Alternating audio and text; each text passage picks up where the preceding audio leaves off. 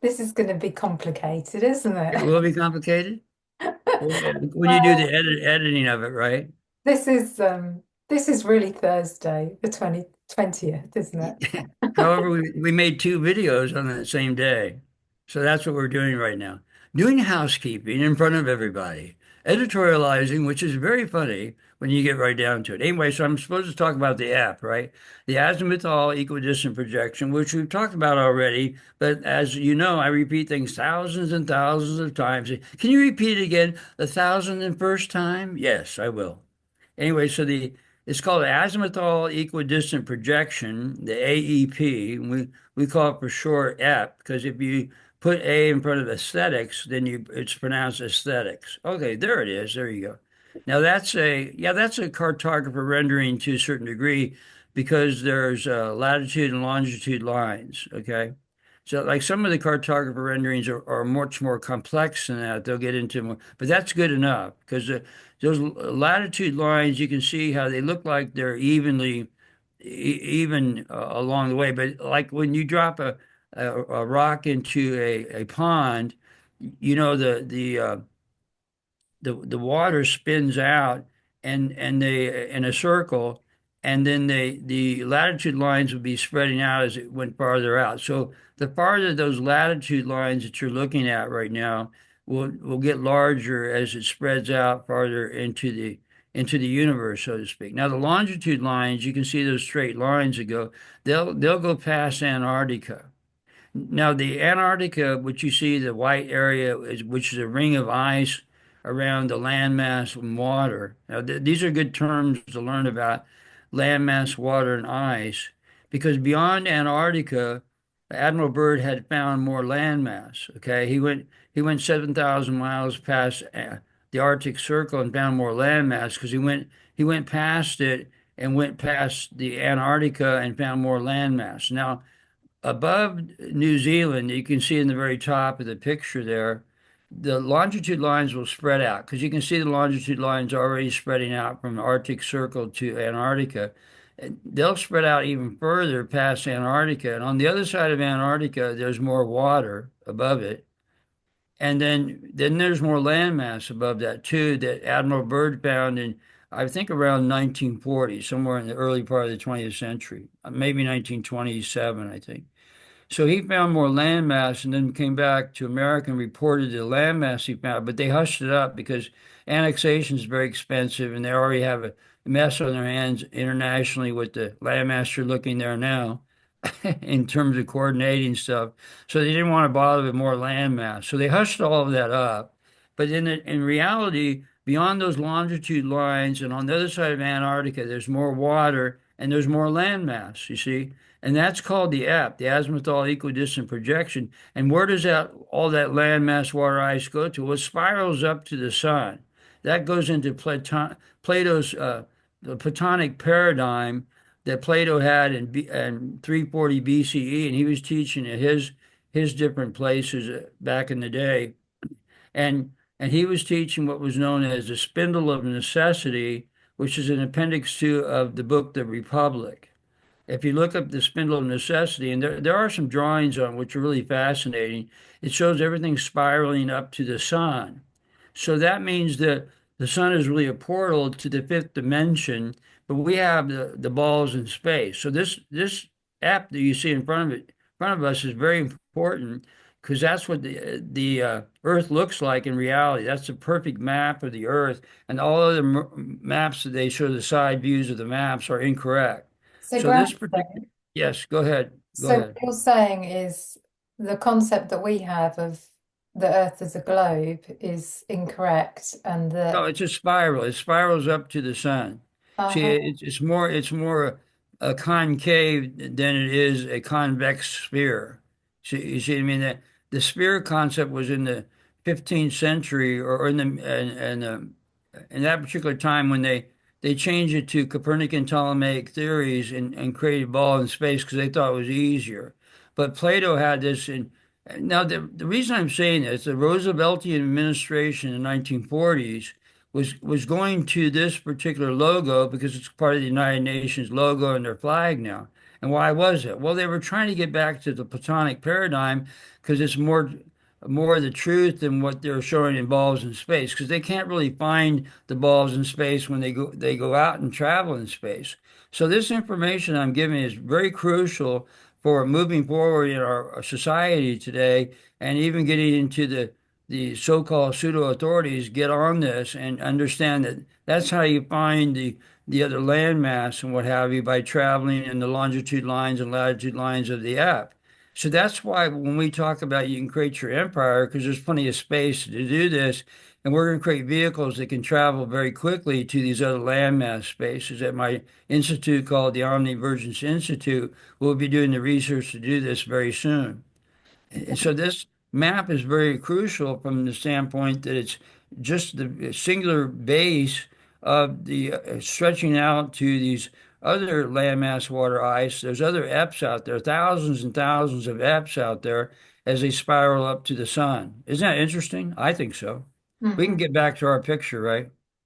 So, um, Yes. if we wanted to imagine or visualize the form of the Earth, what would what would it be like? Well, the form of the Earth is really it's like on a ribbon, and the Earth would be. That's why the flat earthers get involved with this, but it's not really flat.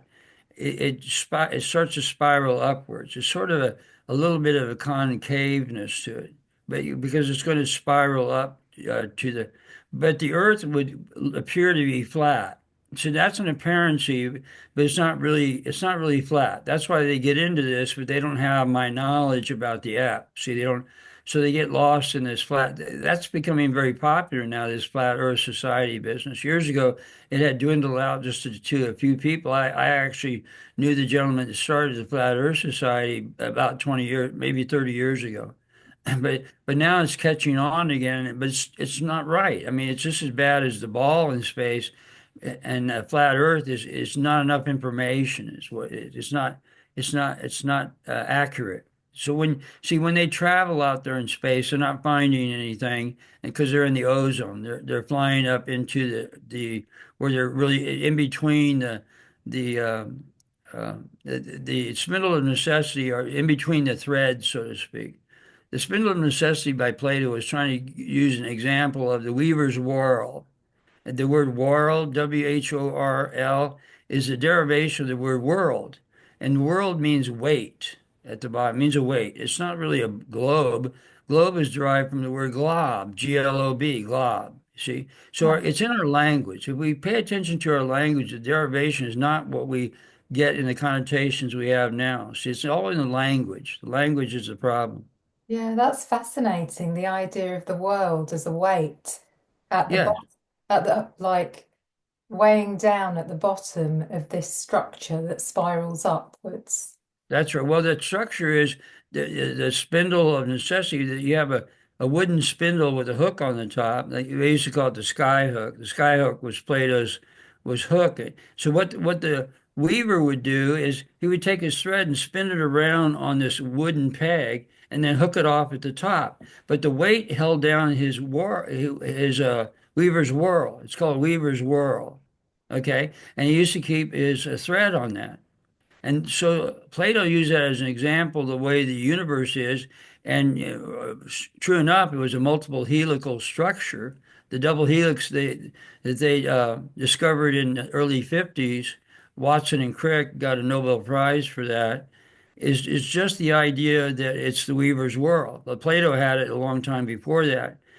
So it's all, but they didn't get to the multiple helical structure till sometimes later, because they called it a double helix in the very beginning. There were only like two threads spinning up to wherever it was going. You see, so the helical structure is proof, as above, so below, that our bodies are multi-helical structures. So is the universe.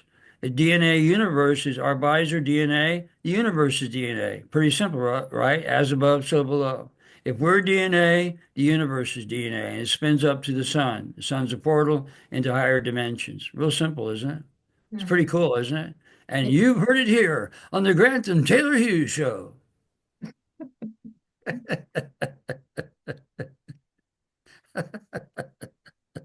So so beyond what we think is the South Pole, it's not really at the south, it's not really the South Pole, it's around the edges. So Yes, beyond, it's just a right. It's a ring of ice around it. Cartographers have agreed with me. Oh yeah, that's really. I was showing it to a map maker, and he was going, "What is this?" I said, "Well, it's just the way things are." The Rooseveltian administration was putting this forth in terms of Platonic paradigm. It's real simple. I mean, this is so easy, folks. I mean, it might sound at the beginning it might sound a little complex with a lot of new information, new data, but if you repeat it and you see the proof of the maps that are right in front of us, then you can see it's pretty simple. And if we get this proper paradigm of the cosmos in place, we'll be able to do space travel. That's why we're inventing the light speed at toy. Nobody's doing light speed because of time dilation. They think if you go faster than warp, that you come back and it's 100 years later. That's a malarkey. I proved that in front of MIT professors years ago that that doesn't happen. They said there might be a fraction of a second difference in returning from warp speed, but not 100 years later or whatever nonsense they get in close encounters of the third kind. That's just malarkey, you see? Propaganda, propaganda out there. That's what it is. We're not propaganda here, folks. We're giving you the truth. It's Grantham's truth, though. Well, it's good enough for me. It's good enough for you. Oh, what's that old saying? It says, I don't mind that people have my opinion.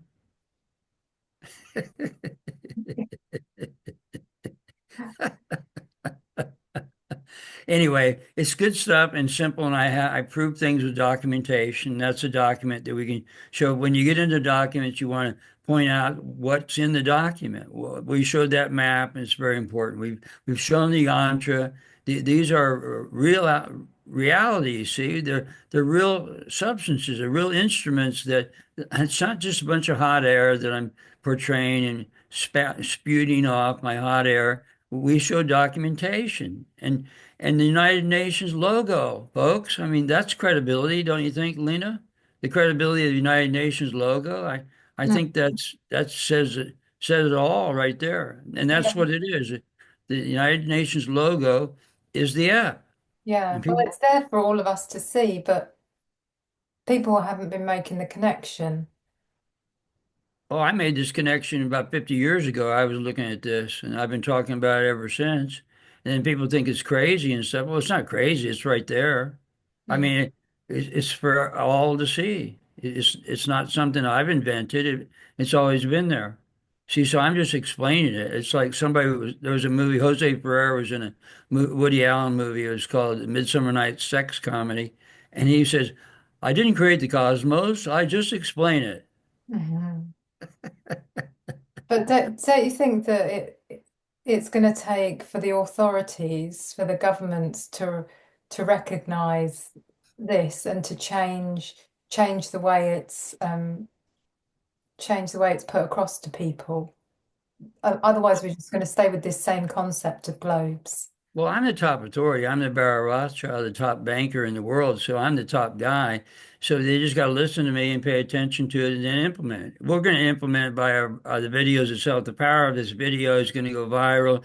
People are going to get really excited. It'll be the mandate of the people. It'll just happen. It'll be a happening. It'll be really easy peasy happening. That's why we're doing such great work here because it's just a piece of cake. I mean, we're having a lot of fun. You know that. This is fun stuff. So Mm. we want to have people having fun and having a good time. That's the way it should be. It should be life, light, and lively, you know? And that's why it's going to be easy to do this. Once we get this year and we get about 96 shows, it'll be a plethora of shows, and people are going to see how important it really is. This is fun. And people want to be enlightened. They want to laugh. They want to have a good time. They want a good vibration. Or like, what was that? The Beach Boys? Good, good, good vibration. So it's more about changing the concept from the bottom up, sort of educating the people, and then it will change automatically. It doesn't matter about getting this information put down, top down from the governments. Not really, because I'm the government. You're the government. So we're the creators, and so we'll help other people become the creators, and they'll get this because that's what they're thinking about anyway. We touch on what people are thinking about, and it's beautiful that way.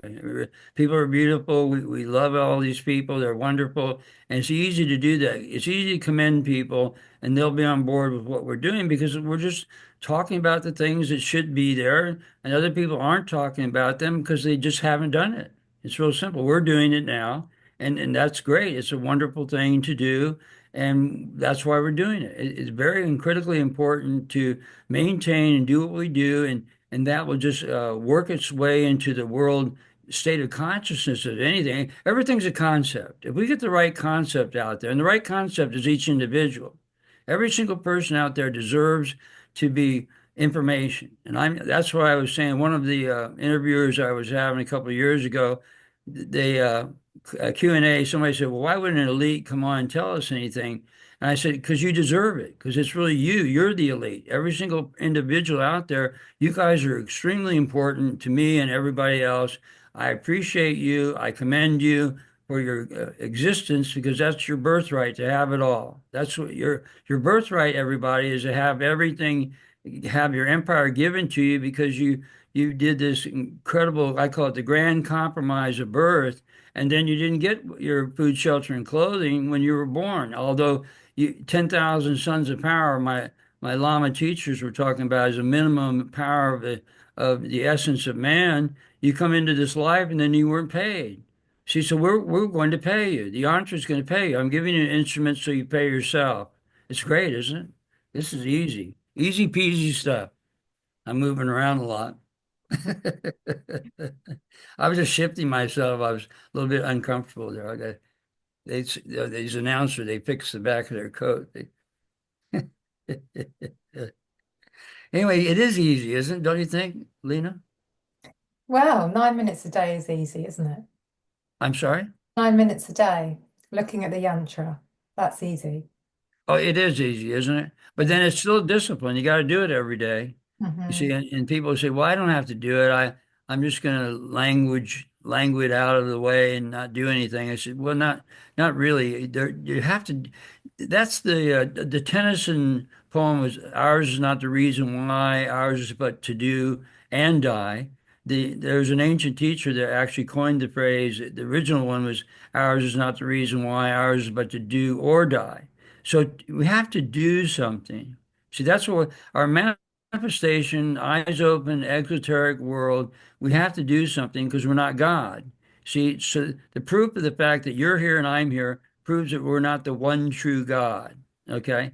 And you see, that's a ridiculous concept anyway, because in our creation we allow other consciousnesses to be there, and that's important, you see, because we allow that, and that means we allow the supreme deity to do its thing and we're not really involved with it directly. I mean, you can. I mean, there's the Lama teacher is saying you can have that experience, but this is not what we're about here. We're about helping people to get rich and have a wonderful life. Oh, isn't there a movie called It's a Wonderful Life? Think so. Jimmy Stewart, right? Hmm. And that's what we're here for. We're here to, excuse me, help people to create an empire. And when there's plenty of space to do it, everybody can have one.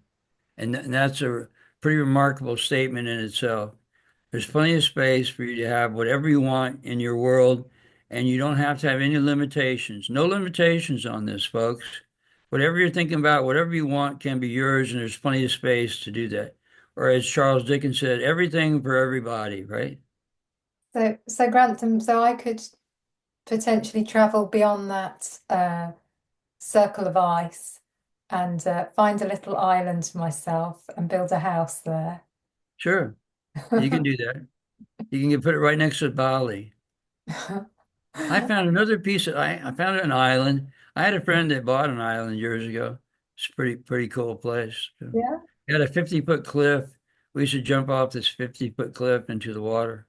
That's high too. You got to keep your feet straight, otherwise you can mess up your ankles. You got to point your feet downward so you slide into the water. 'Cause it's like hitting bricks if you keep your feet flat. So that they told me keep your feet pointed downward, or you might break your ankle, like hitting. Whereabouts was this island? I'm sorry, Whereabouts was this island? Swiss island. Where was the island? What was the island? I don't remember. It's a long time ago. I Okay. was just a kid when I went there. I can't remember where you. I think it was in the Midwest someplace. Can't remember. Mhm. I've traveled around the world. I've been a world traveler, so I get around a lot. Where are you now? I have no idea. I'm this way. I'm this way. Oh, okay. I mean that way.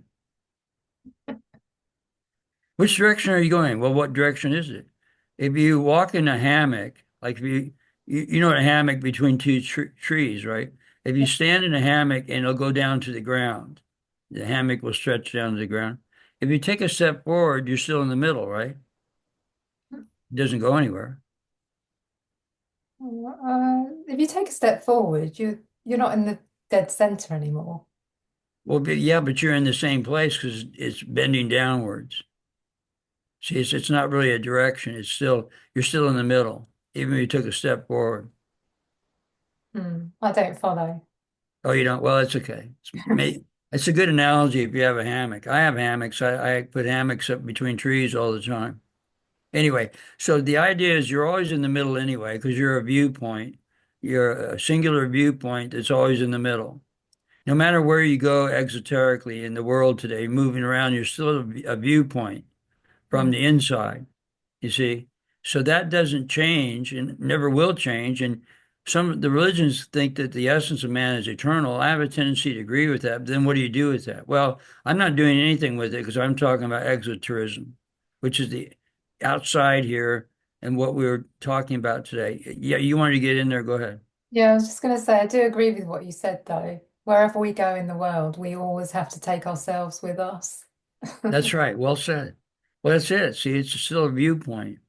So wherever you go, and see, people get nervous about that because they think, well, what's the point of it? There was a movie recently, I think it was called This Is It or something. It was just this one room, and the whole movie was just a room changing over many years, and they had a scenic window on the outside, and the world was changing around it, but it was just this one point, and it was changing, which is absurd because we move around physically. In this particular was one viewpoint that never moved, but the outside moved around, which is absurd. And it was, I didn't like the film. I didn't finish it. Not Alan Alda, Tom Hanks was in it.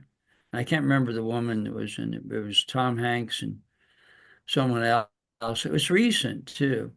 And they were trying to hit on a point with that, but then again, the film industry they create things, but then don't really articulate it well enough to what are you doing in the film? It's like The Day the Earth Stood Still, the original one. They had some really great technology, but didn't explain anything about it. It was real static technology back in 1954, which is really great. But see, that's what I mean. They do these films, but then they're not really clear about what they're doing in the film. Again, it's a matter of articulating and communicating and getting down to some basic concepts or some ideas that are simple that we talk about on our video. We talk about some pretty easy things that you can utilize or some really grand tools that people can practice. And it's not hard to do. You don't have to work more than 9 minutes a day, and you'll see an empire will happen for you if you put the discipline in.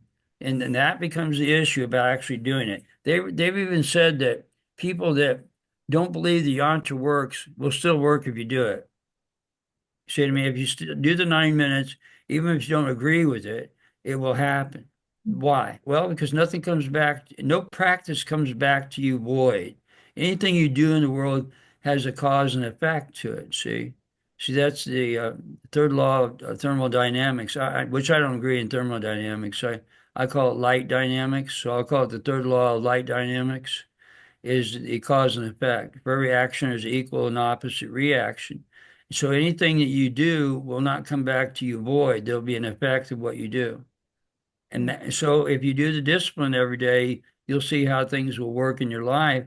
And it's only like 9 minutes. I mean, my goodness, that's not asking a lot to do that. And then the idea of not blinking. There's some discussion about that, about yantra and you blinking if you blink your eyes.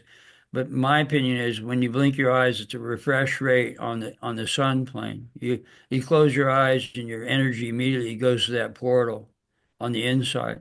So that's how we create the outside as a refresh rate with get the energy on the inside. So when we blink our eyes, it's a refresh rate. It's like the binary code, the ones and zeros of a light panel.